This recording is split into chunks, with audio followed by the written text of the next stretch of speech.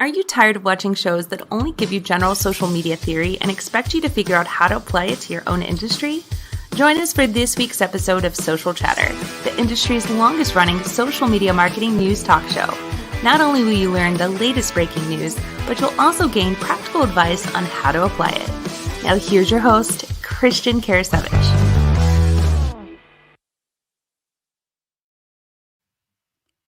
Welcome everyone to Social Chatter, your weekly social media marketing news talk show. This is episode 269 with myself, Jim Fuhs, and this week's guest is Shawn Boyd, aka Doc Rock, on all the social channels.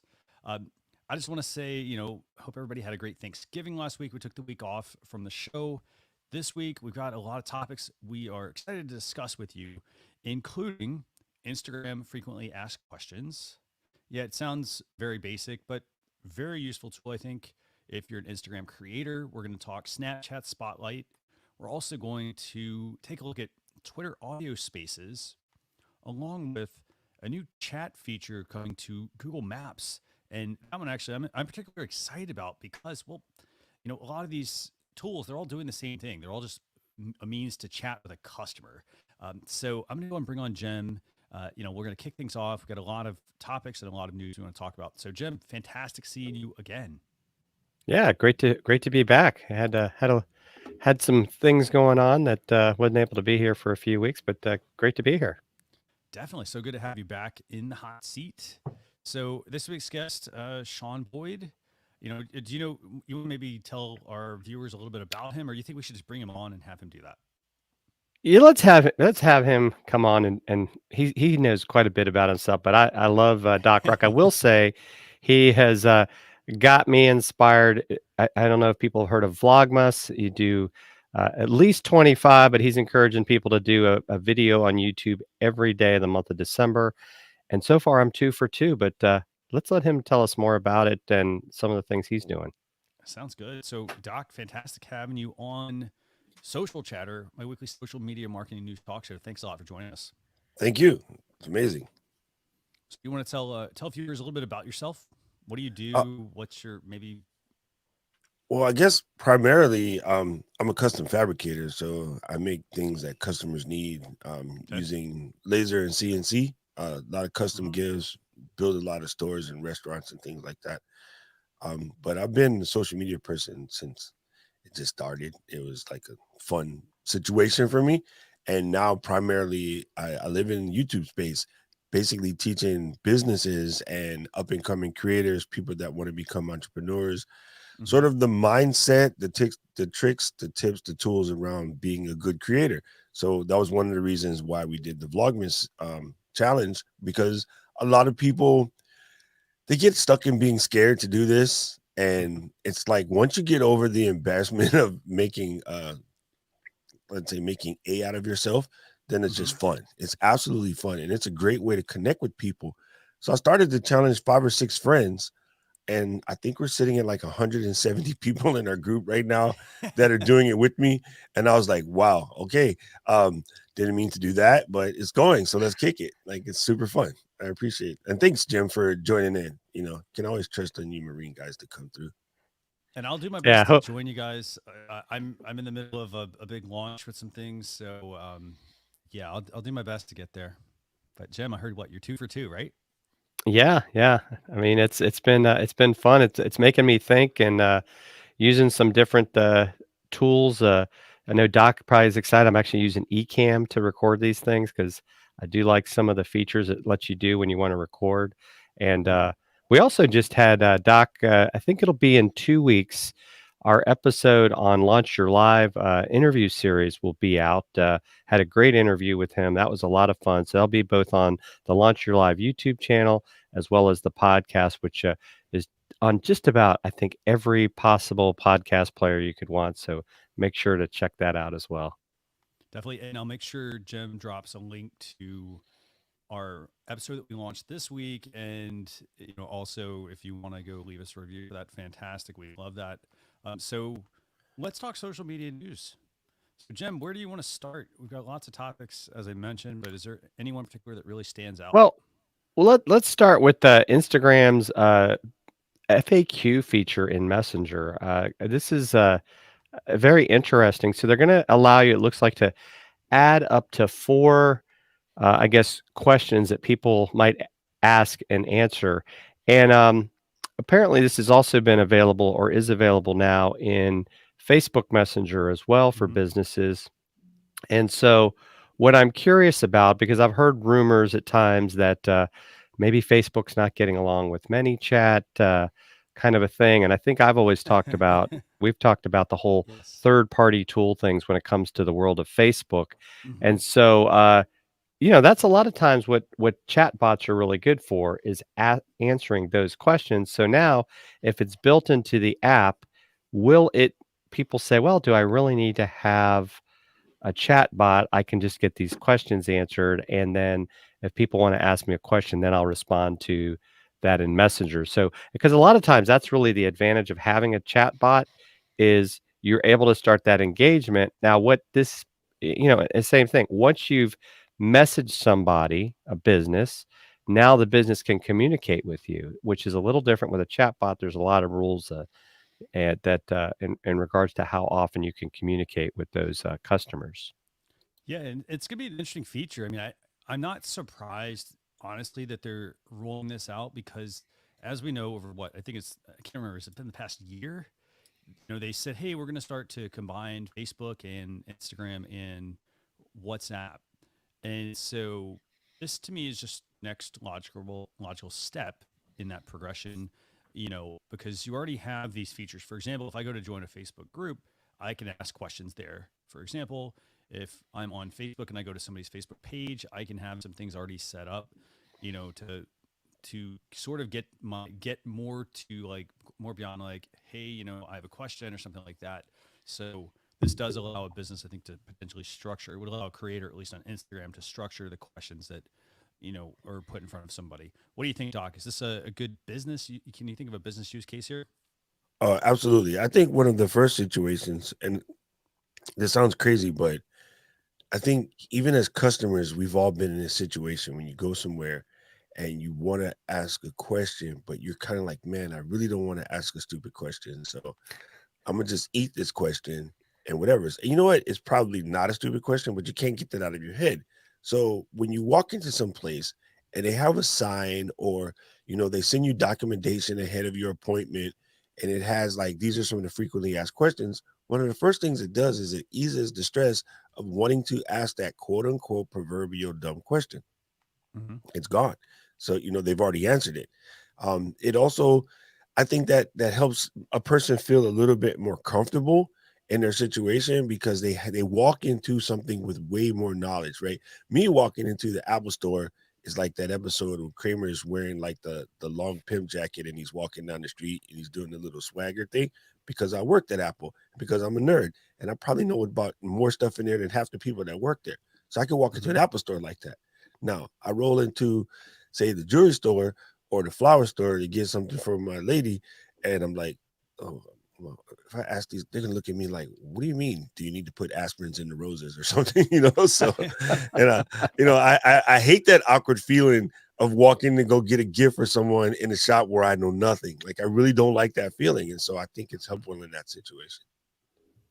Yeah, Jim, anything you want to add about this feature? I mean, I know right now they're sort of testing it. It's not rolled out to everyone, and it's primarily for someone who has an Instagram creator account uh, or your business on Instagram. But what do you think? Anything else you want to add? Well, I just think it kind of goes back to, even though they're giving this to you in Instagram, because I guess there are people that just have an Instagram account are not going to want a Facebook account. That was one of the things they started too, where you could start an Instagram account, business account, I should say, without having a Facebook business account. Yeah. It's to your point earlier. It makes sense as the three messaging apps that they own merge. You got to have these same features so people get used to them. So I think it's a logical step in the progression. Yeah, I mean, I like this. I also think that this helps get people, as Doc said, hey, it helps you overcome, for example, that fear of asking a question, and kind of being sort of ridiculed for that question, if you don't feel comfortable asking it. So hopefully the account will actually think of those questions. I also think this is also important because if you set up, for example, if you have a support function on your website and or if you frequently asked questions there, you've got some of the answers.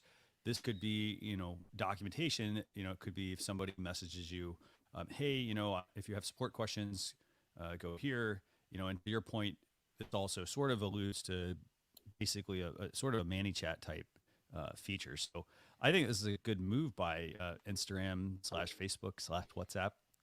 Again, I mean, you got to bring the features because not everyone's going to use the platform the same. So switching gears, Jim, where do we go next? Well, we can talk about the Snapchat feature that they're rolling out, and it's interesting how there's really not a lot on it, but it is this whole thing of Snapchat introducing Spotlight, which seems to be trying to compete with TikTok and Reels. And what I think is fascinating about it, when you look at the article, if you want to call it, that you have about it, is that you could earn your share of more than $1 million a day. Mm-hmm. Well, that's intriguing. It might make people pull out their Snapchat because they might want to get a little bit of cash. But it's like I sometimes feel like Snapchat missed the boat and they let TikTok and Reels get too far ahead of them, and it's like trying to get uphill. I mean, Doc and I both know the person that probably loves a feature of Snapchat the most is my friend Tim Sohn. He likes to use the Snap filters as a virtual cam. But I'm curious. I mean, there's been 4 million views of this video, maybe because it's being run on Twitter. But I'm not really sure that it's not going to make me run unless I somehow think I can get a share of this $1 million a day, and that's not going to be me. I mean, what do you think, Doc? Honestly, I'm thinking Snapchat missed the boat. And it's funny to watch everyone try to get to where TikTok is. Now, part of it is a lot of people took the bait of, well, TikTok's going to close, so how do we capture all of those users that are going to fall off?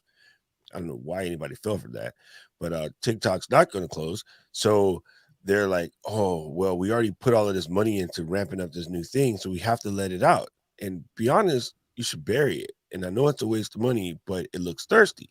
The other problem with just putting out this bounty of $1 million a day is everyone and their mama will come. Everyone and their mama will compete. And after the winner gets finished, there's nobody back in your store. I tell all of my clients trying to run contests and sweepstakes, and you have a mediocre product, that will bring in a lot of customers. And as soon as you're done, they're not coming back. Nope. Right. It's like people giving away an iPad, for example, and come back to just the social media giveaways from years ago.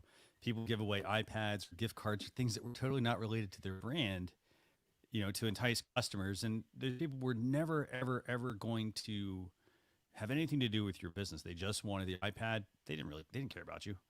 Now, I will say the one thing I do like about this feature, so even though it talks about, being able to earn a share of more than $1 million a day and so forth, the unique thing though, so while TikTok, for example, is primarily focused around servicing the best videos per se, this one actually gives creators, anyone who is a creator, the ability to create a spotlight and to have that actually featured on their site. To have it featured on the Snapchat site. So it's not just, hey, I happen to have built up this huge audience. They're using the spotlight feature as a feature similar to TikTok and Reels. Obviously, they're doing the $1 million a day thing to entice people to create it, but it's going in as it's giving everyone a shot is the key thing I want to drive home here. So yes, Christian, the only person who has a chance of catching TikTok and probably blowing them out the water is YouTube. Mm-hmm. And that's due to the massive size of them. Where TikTok is coming in the game, and they're fast, they're quick, they're nimble, they're new, they're cute, they're Patrick Mahomes. But YouTube is Aaron Donald. Come on, TikTok, bring your butt across the middle. If I pass your center, you are done. So after Aaron Donald finished picking you up and slamming you on the ground, TikTok, then you could be over. So they just, because YouTube just has a massive breadth, right? They're just out there. And I just wanted to touch on real fast before you leave. The concept of the iPad thing was so funny to me when you didn't even have an iOS app. So something that would actually tie it into your business, like that's hilarious. If you had an iOS app, good. You're building something and you're going to get people to check out your app and somebody's going to win an iPad. Yeah. But when you're in the dentist office and you're giving away an iPad, for what? Unless you had a teeth whitening filter on there, no. No, I mean, but great points, and that's the thing. I mean, I actually didn't think about the app feature. That makes a lot of sense. It could be somebody gets an iPad and hey, it's already preloaded with your app, for example. Again, we're not saying give away iPads now because, well, it's not the right thing to do these days. But I would say, I mean, you need to make sure, like, if you need to find your audience, your community, and you need to work with those people. Don't give away a big prize thinking, oh, hey, I'm going to attract more people. Work with the people you have and get them to talk about your brand, for example, instead of putting that, I think an iPad was what, $1,000 at the time or something like that. Yep. Instead of putting that out there, what you should have considered doing is put that $1,000 towards merch, for example, for your business, and or reach ads. out to, well, yeah, merch, ads, anything like that. But put it towards something that would actually help your business, give that away, give people a certain hashtag you want them to use and so forth to get them to talk about the product. But yeah, I mean, we'll see how Snapchat Spotlight works. I mean, again, everyone's trying to catch TikTok. Okay, Jem, what's the third topic we're going to talk about this week? Let's talk about Twitter's audio spaces that they've come up with. This is fascinating. It's going to allow you, in a sense, to have these groups where everyone is talking over audio. I mean, I think we used to call those conference calls. CB and radio.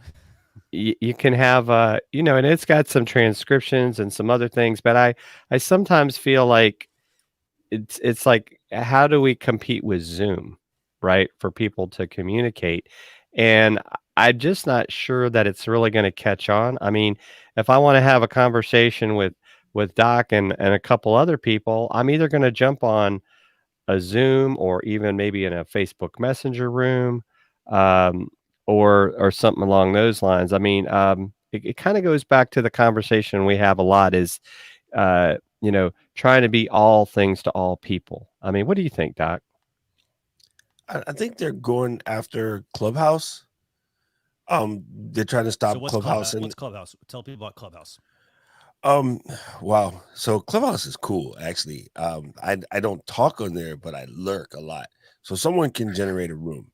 Okay. So yesterday, for instance, I was lurking on Tiffany Haddish and Ryan Leslie and a couple other celebs. They were having a little round table about, like, where do we go from here? Like, how do we piece out this place and, get everybody back to goofing off? As Tiffany, right? Of course, she wants to get everybody back to goofing off.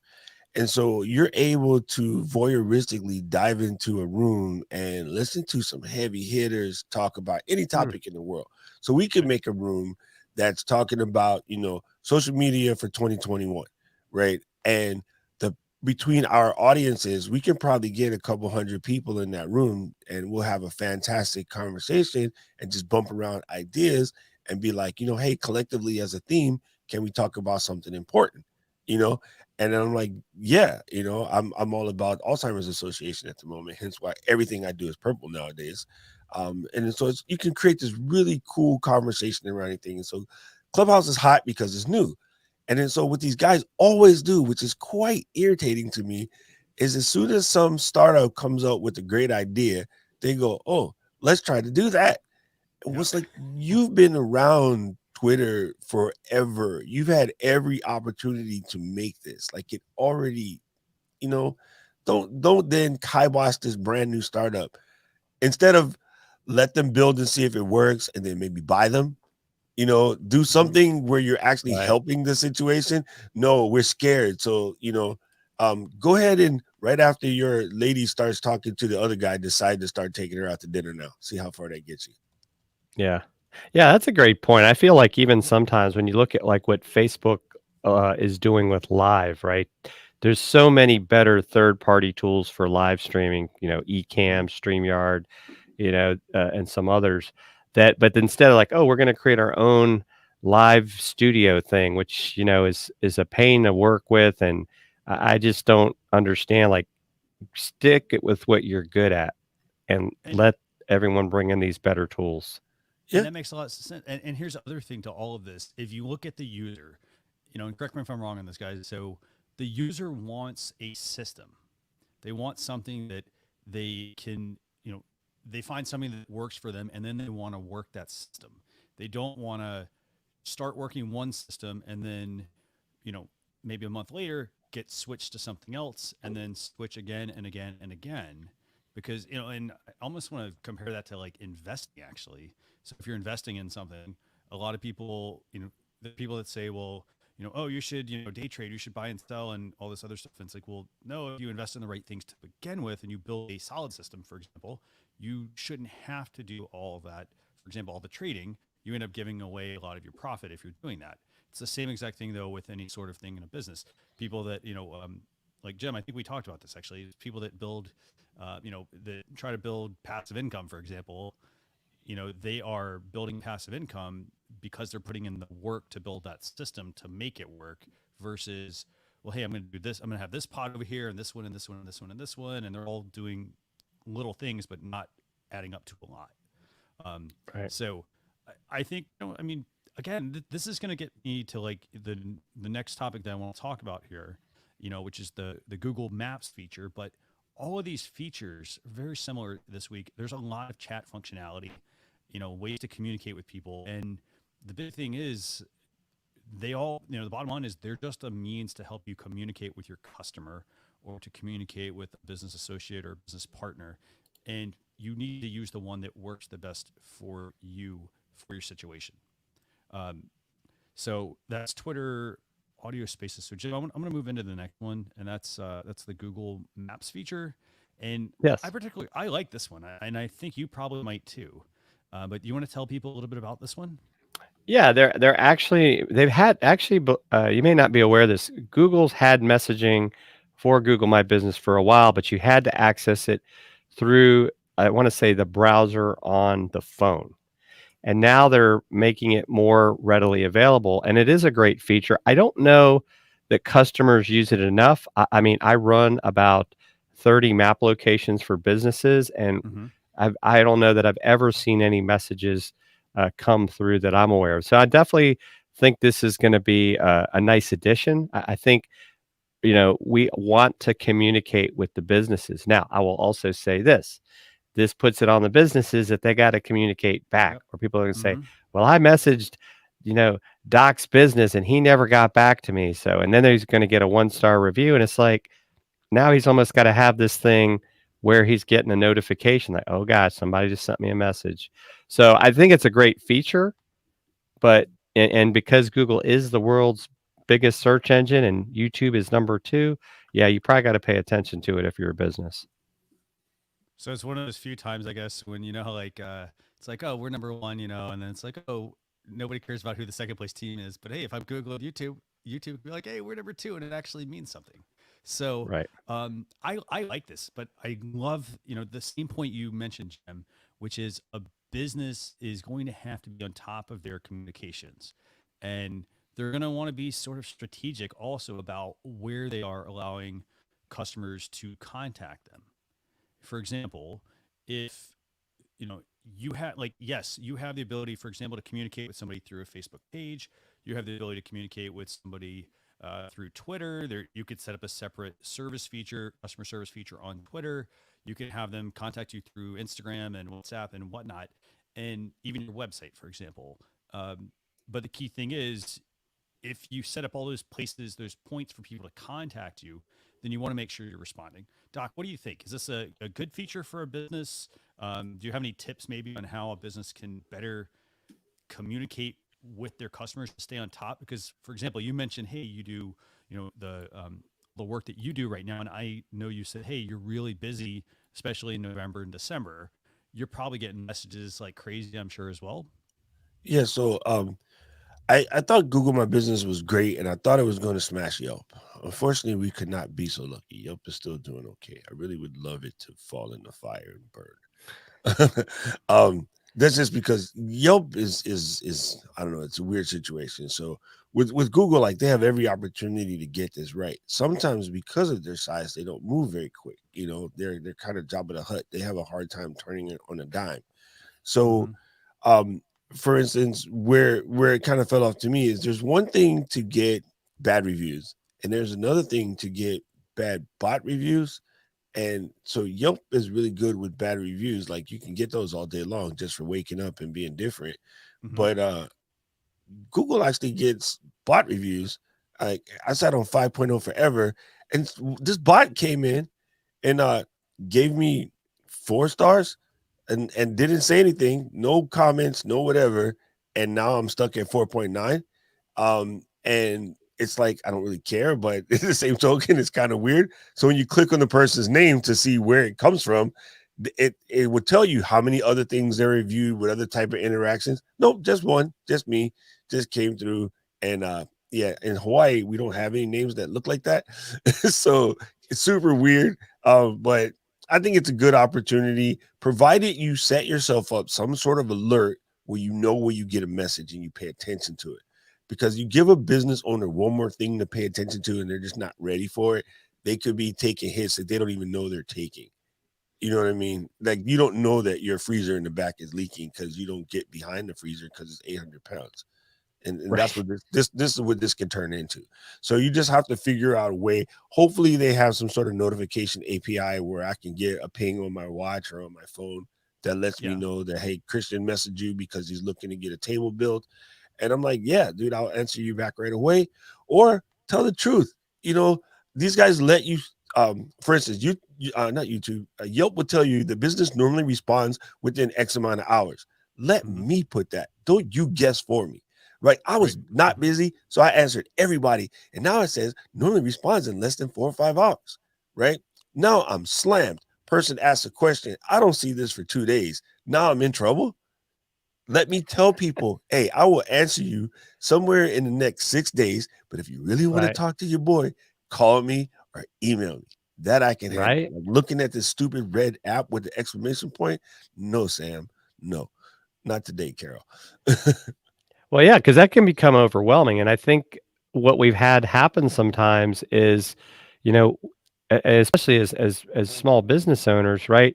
We've got things that we got to do. I don't have all day to be just like responding to text messages all the time. I mean, as it is, and that's where I think the frequently asked questions things is kind of nice. Is like, if people will use it, right? Because that's the other thing. How many times do people maybe go into a messenger and say, "What are your hours?" And you feel like saying, "Well, if you would just go look on the page where it says hours, it would tell you." But but they don't do that. It's like the people can be very lazy, and it's kind of a dangerous thing. It puts a business in a conundrum. And I love what you're saying, Doc. It's like, if you want to know the answer, call, right? Or message us through the appropriate channel that we might even say, this is the best way to contact us, right? On your Facebook page. Here's the best way to contact us, whether it's call, message, whatever. Um, but yeah, when you start giving us too many options to contact the business, it makes it very difficult, especially for a small business, to manage these multiple places.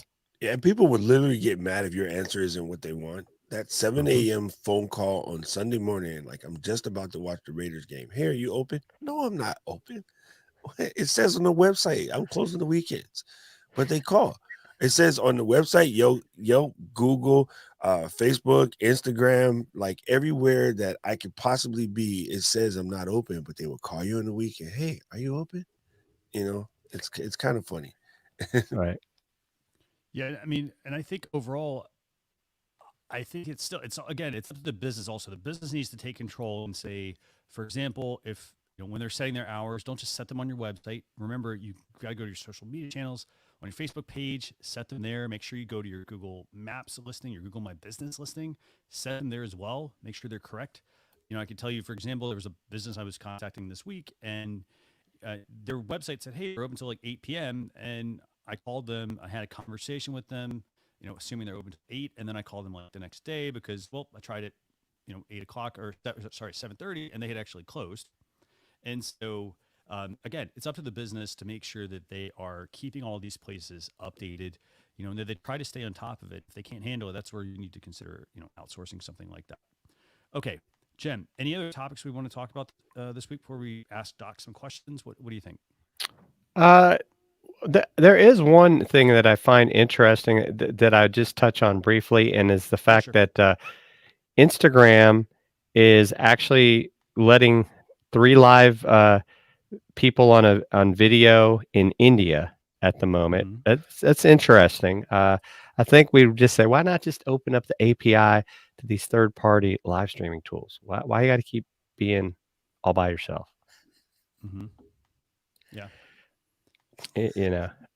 What? That actually kills me. And I didn't I didn't even think about that when I read this. But now that you bring it up, that's far more important than anything that you're about to do. IG is just let other people come in with a third party streaming tool, because everybody wants to, and then they are blocking people's account and banning people's accounts over stuff like this.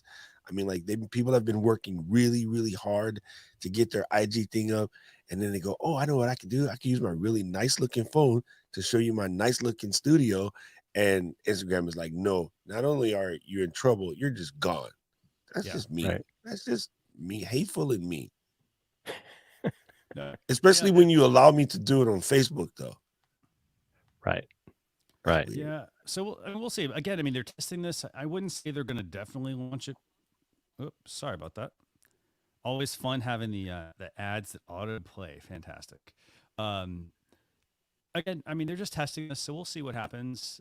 And maybe they're testing again. If I were at Facebook, I'd be using Facebook, Instagram, and WhatsApp to test various things. I'd be using, for example, if I'm testing some like live features, maybe I want to test the Instagram side because that's obviously primarily mobile. Test that, see how that works. Maybe roll that into Facebook or WhatsApp. It gives me the ability to kind of help figure out what works and what doesn't. But Yeah, but I also think, that going back to Doc's point, right? I yeah. think probably maybe the biggest reason, because I would say most of what I do revolves around live streaming, Mhm. is I want to have conversations with people. And if you make it where, like, right now, okay, great, I could have me and one other person on. It really doesn't work. I mean, Ecamm has responded to what its customers wanted and now has interview mode, and you can have, was it 5 people, Doc? Yes. And so they're responding to the customer. Instagram knows people want this, and they're owned by Facebook. So I don't necessarily understand the fight about it. That's why, to me, that's why their Instagram TV has never taken off, because it's like, it's just too hard to get quality video out there. You got to do all these other steps. So I think, personally, my opinion, I don't understand why they just don't, why quit doing that and just open up your API, let people go live with multiple people. And I think you'd actually get more engagement on the platform, especially with the videos. If you ask the average person what's the difference between IGTV and Reels, you will get a blank look. Like, there's not a big enough difference. And actually, I'm going to take that one step further. What's the difference between the story of Reel and IGTV? And with the Mhm. exception of us and a couple of the people that are crazy like us, most people are just going to give you a what?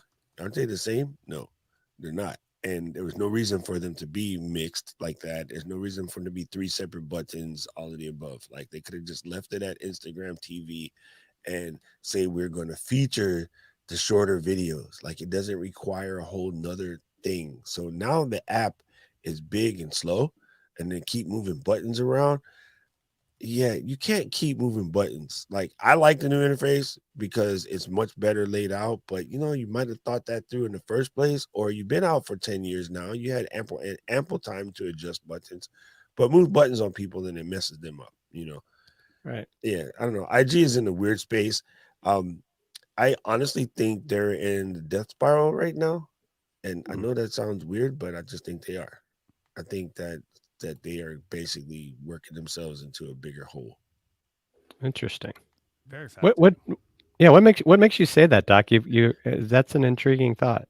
They're it used to be they're the fastest kids on the block, and now they're Johnny come lately. Like, Mm. everything they do right now is a replication of somebody else's thing. They have not made a new thing that was their own in forever. And I Great mean point. in a really, really, really long time.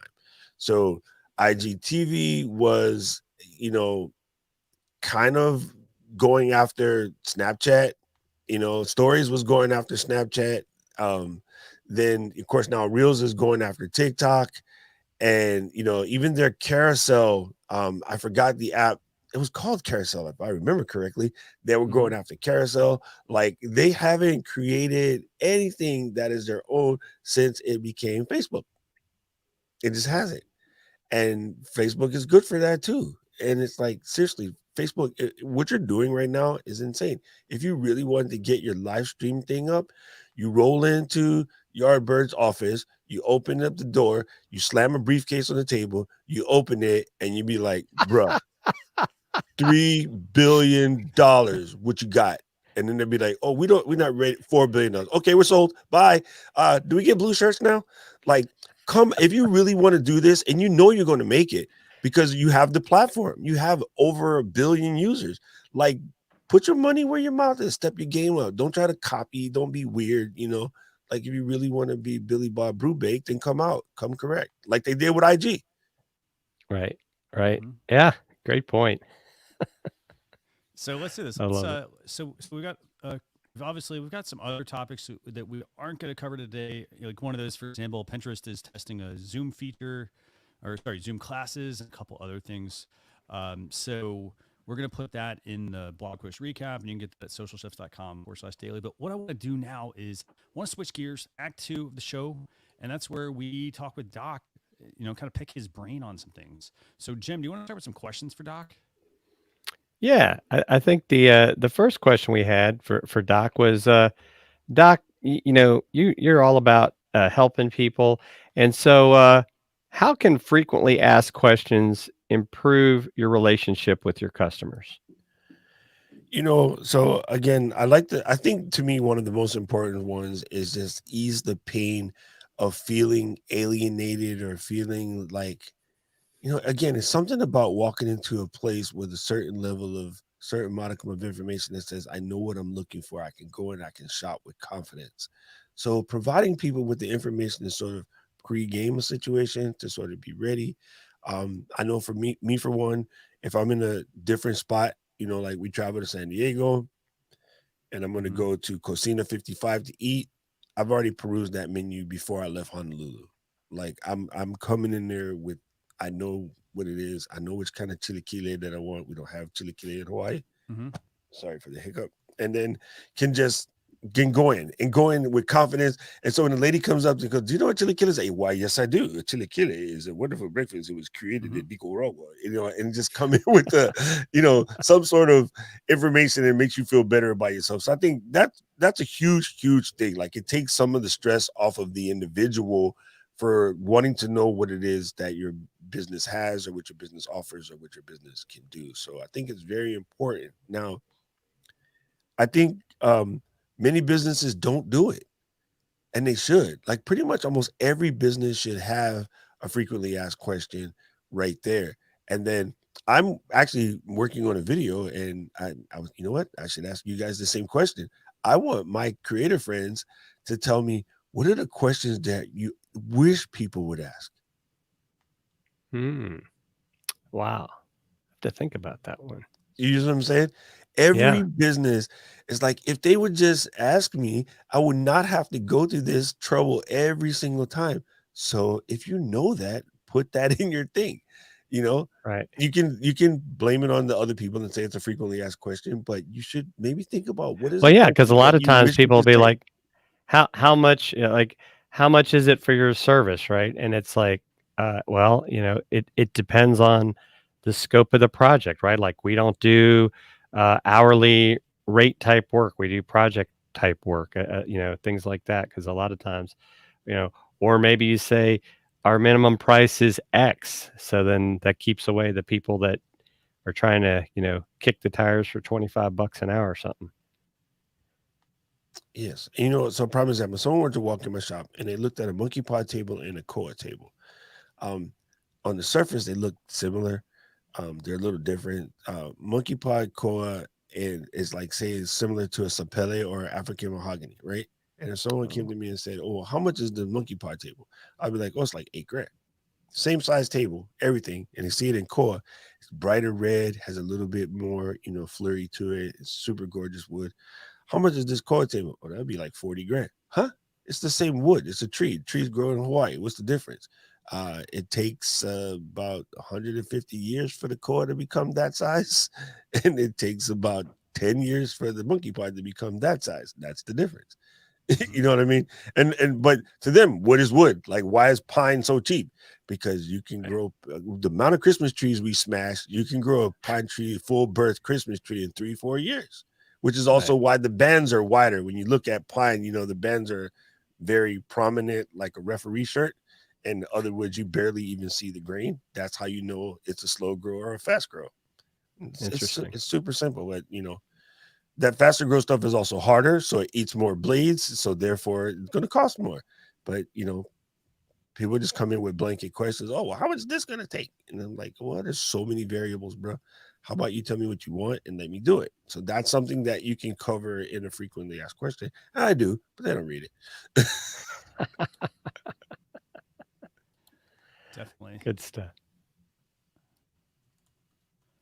So do we have any other questions for Doc, Jim? Yeah, Doc, one other question is, what are 3 ways businesses can create FAQs to assist customers? All right, you know what I'm going to say, bro.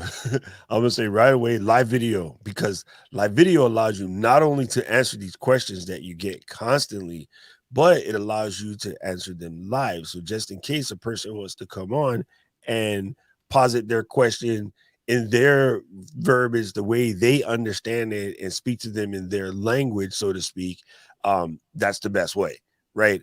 If someone were to come onto my live, say I'm doing a live show about the wood shop, right? And someone was to come on my show and be like, hey, I'm looking at getting a nightstand made for my kid's room. And I could answer so many questions about that. If they came on and was like, oh, excuse me, I don't speak, very good English, but I want to get this thing. And I'm like, oh, 大丈夫、日本語でいいよ。They go,あれ日本語喋るよ。はい、日本語も喋るよ。They go, and they're ready to go. You know what I'm saying? Like, so that's something that you can do live. You can't do in your frequently asked questions. You don't, if you didn't think to go and put Japanese or Spanish or something else on your page, people just wouldn't know that they could ask you, right? The other thing I think is sort of important about the video stuff, especially live video or, pre-recorded videos. If you're going to make me do it, like I'll say, do a pre-recorded video. People like video now. They just love it. They absorb it constantly. You know what I mean? Like, you can just sit in your car while you're waiting or you're about to leave, and the wifey says, hey, pick some place to eat, and then you go to this restaurant page and you see a couple of dishes and there's videos of the dude making the dishes and stuff like that. You're like, oh yeah, that's where we're going. We're out of there. Like, it's so different from seeing the picture.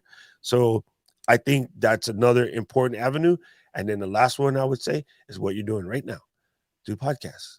Podcast is so easy nowadays, right?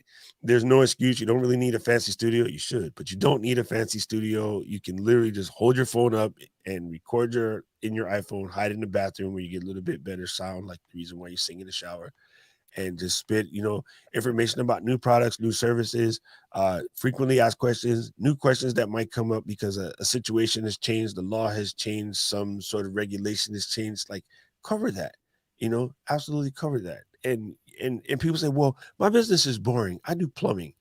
Roger Wakefield, one of my dentist clients is always saying, no one wants to come and see the dentist. So I'm like, because you're not making a video to let them know that you're a fun dentist, or that your process is painless, or you've studied techniques to cap a tooth and very fast and very less pain and, last longer. And your insurance actually likes it better because it's cheaper. Like, you're not explaining that kind of stuff to people. They want to come in there and tell you about gingivitis.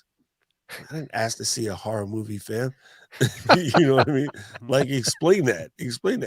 Or dentists never talk about that a lot to do with your gut health, and probably your longevity actually has to do with the health of your teeth, because of the way you can eat better. When your teeth are sore, you tend to eat stuff that's not as good for you. Like, it's weird.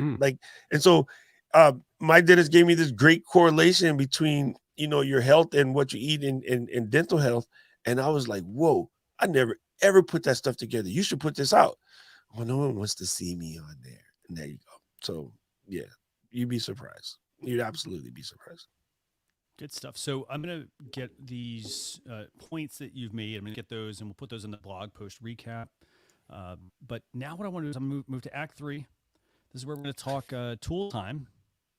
I know I need some overlay or something, right? Besides just the my fingers there. But Act 3, we're going to talk about some tools this week. And so, Jim, do you want to bring up the first tool? Tell people a little bit about that tool.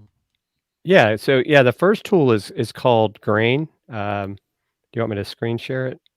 Yeah, sure. You have it. Yeah. Yeah, I do. Hold on a second here. There you go. There you go. And go ahead and just, what is Grain?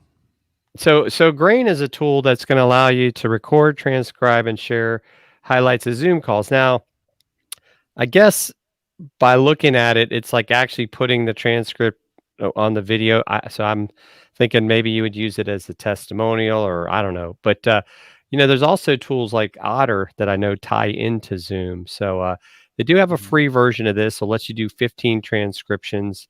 I think this is just another tool that if this is really important to you with Zoom, where you might want to record this stuff, it definitely looks interesting. And I don't know if it's something that I would use. I haven't really felt the need to have to transcribe my Zooms, but it might be something that would have a lot of business utility. So so another tool to add into Zoom. I guess what I would be curious about is if it is something that is doing it real time. And let's see what it says. Your key marking moments. So, because I will say this about Zoom. The one thing that I don't like about Zoom, it's very resource heavy. And so now if I'm be adding something else that's going to be doing this transcription, how is that going to make things work? So that's where I would probably be a little bit hesitant to add another thing along with my Zoom call. What do you think, Doc? I saw you shaking your head. Well, the one thing I don't like about Zoom is Zoom. Just right it's just one of those tools that, and again, I never want to be angry at anyone's hustle. They came out of nowhere. They weren't really prepared, and so there's a lot of stuff thrown in that is not fully baked, per se. Yeah. But they have probably helped lots and lots of people out. You notice on the higher end situations like news and TV and stuff like that, a lot more of them are still on the old venerable WebEx, because WebEx has years of holding this down. WebEx been in the game since before the millennia. So I think that's just, I'm with you. I wouldn't want to add anything else to Zoom's resource hog. If there's two applications I want to put in timeout for just absorbing resources for no reason, it would be Chrome and Zoom. And then Skype, don't think you got off the list, player. You right there too. But those two are bigger problems. So yeah, that's it. That's all I'm gonna say. I won't be mean to Green because I don't know what it is. It doesn't make sense, the naming convention either. But we'll let that slide. Good point. So that tool, Green there's a free starter plan. They call it free forever. You get 15 transcribed recordings. They store up to 100 recordings, unlimited live notes, unlimited cloud imports, and private workspace. And then if you want 30 per month and unlimited recordings, it's 12 a month per user. And then they get to the unlimited plan for 36 per month per user, billed annually. Okay, so that's Green. What is tool number 2, Jim? It's a thumbnail generator called Thumbnail Blaster. And so this is looks like it's an interesting tool as well. If you want me to go ahead, I'll pull it up here. Yeah, sure. So this one, it's got 3 steps to get your thumbnails for YouTube, Facebook, and Instagram. Mm-hmm. You get to select a template. Comes with 30. Then you get to customize it, and then you get to publish and get views. And so I don't see Doc's picture on here, so I don't know. If I saw Doc's picture on here, I'd be all over it. But I think it looks like a good tool. I mean, there's a lot of tools when it comes to these sort of things. It looked like you have to maybe join some sort of membership. I really couldn't tell if there was a price on it. It's 36 flat. 36 flat. Yeah. Now, is this something you use, Doc? I'm a graphic designer player. Well, don't do me like I that. know. I had to ask. Okay. So I will say yes, buy this just so you can understand how much better good thumbnails will change your video. Okay. I Right. know from, A/B split testing and metrics that I get from TubeBuddy, that will tell you how good your thumbnails should be. And everyone thinks I could just crop this out of a video and I'm good to go. And it doesn't really work that way. So I think it's worth throwing $40 into the fire to learn that. It's a lesson well learned. And the other thing is, once you have this figured out, then what you would want to do is learn how to do some of this yourself. So I don't have a problem with an app like this if it's going to show you the basis of why you want to be doing it the correct way. My only problem would be is, like you said, there's maybe like 1,000 little templates or whatever that they have. I can tell a thumbnail blaster thumbnail from a block away because they all start to look the same. What people do, you guys are well versed in this, and hopefully your listeners will understand above the fold. I tell every one of my clients that insist on using Canva, and I'm not going to hate Canva because I actually bought Canva Pro just to sort of eat my own dog food for somebody. And, I'm willing to throw $360 into the wind. You have to go below the fold. If you're above the fold and go to your social platforms and look at everything that's on there, Christmas posts, Thanksgiving posts, holiday posts, it's the first page of Canva. The second page of Canva, there's none of them because nobody goes underneath the fold. They just want to get one quick. They look at the first set, boom, make it, run. And it's like you and 700,000 other people have the exact same post, Mary. Like, scroll a little bit and then dig into as a DJ, we used to call it digging in the crates, right? You want to find the beats that no one else is using, right?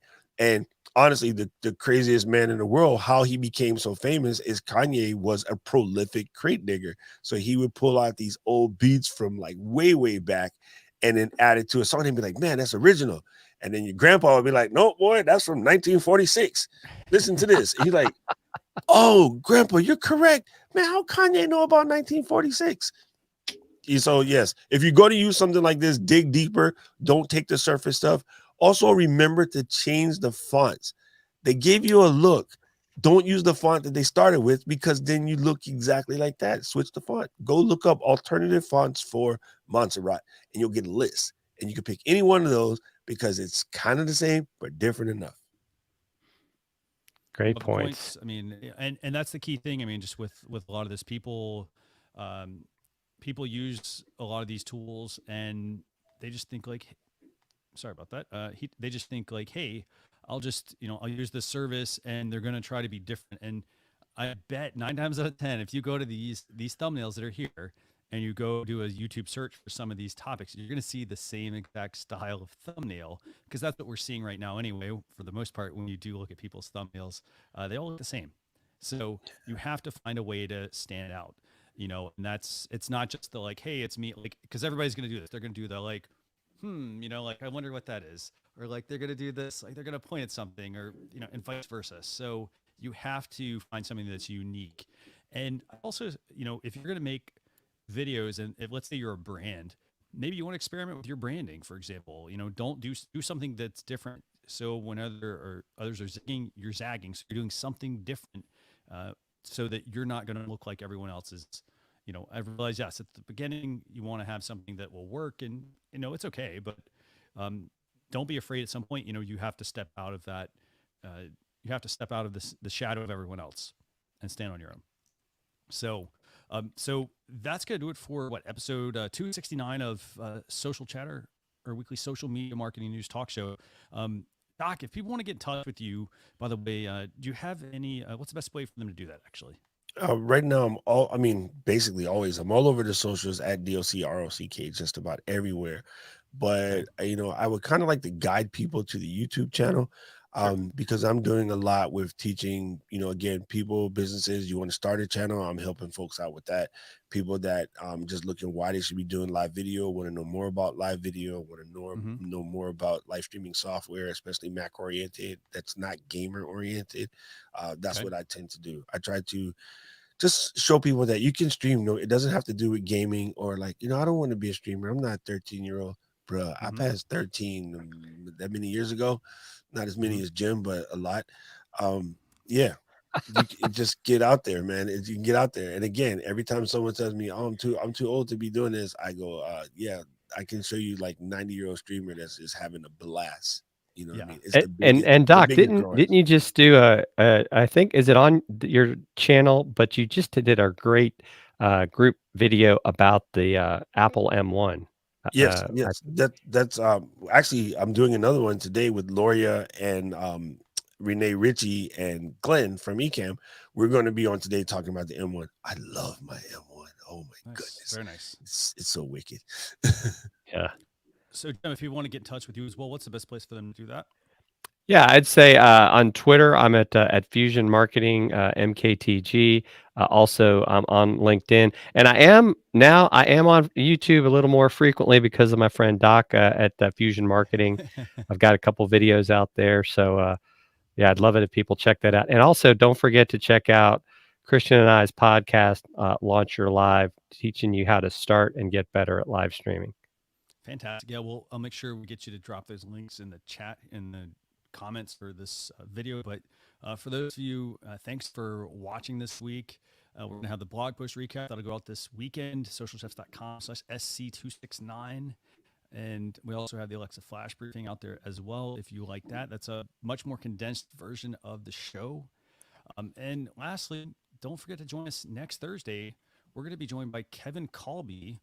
We've had him on quite a bit on like Launcher Live, and I think he's been on Social Chatter before, but we're going to have Kevin on as well next Thursday, youtube.com/socialchefs or facebook.com/socialchefs. Hope to see everyone there, but thanks a lot for tuning in, and have a great weekend, everyone. We'll see you later.